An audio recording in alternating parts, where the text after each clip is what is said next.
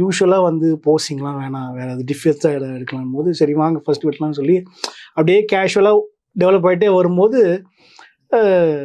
ஒரு ரிஃப்ளெக்டர் கொடை இருந்தது. இந்த கொடை பிடிச்சி எதாவது பண்ண முடியுமா அப்படின்னு கேட்டும்போது அவர் வித்தியாசமாக கொடையை வச்சு நிறைய போஸ் கொடுத்தாரு. அதில் வந்து ஒரு வித்தியாசமான போஸாக இது அமைஞ்சது. இது குங்குமத்தில் கவராக வந்தது. இந்த கவராக வந்த போது பார்த்தீங்கன்னா மெட்ராஸ் ஃபுல்லாக வந்து அந்த ஃபோட்டோ வந்து போஸ்டராக ஒட்டினாங்க.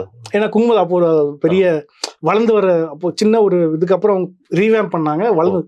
ஸோ எனி கவர் வந்து மெட்ராஸ் ஃபுல்லாக போஸ்டராக ஓட்டுவாங்க. ஸோ இந்த படம் வந்து மெட்ராஸ் ஃபுல்லாக அந்த டைமில் வந்து குங்குமம் ரேப்பர் அஜித்தோட கவர் ஸ்டோரிக்கு மாதிரி அமைஞ்ச படம் இது. அவரோட பர்சனல் எக்ஸ்பீரியன்சஸ் இருக்கா?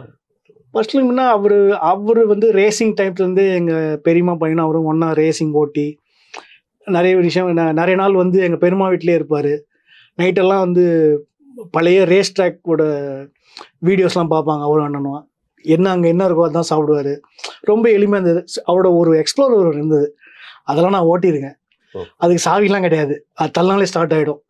ஸோ அந்த மாதிரிலாம் ஓட்டி அவரோட ரொம்ப பிகினிங் யங் ஸ்டேஜ்லாம் அவரோட இருந்திருக்கும். ப்ளஸ் அவர் நடித்த ஆட் ஃபிலிம்லாம் எங்கள் அண்ணன் நடிச்சிருக்காரு.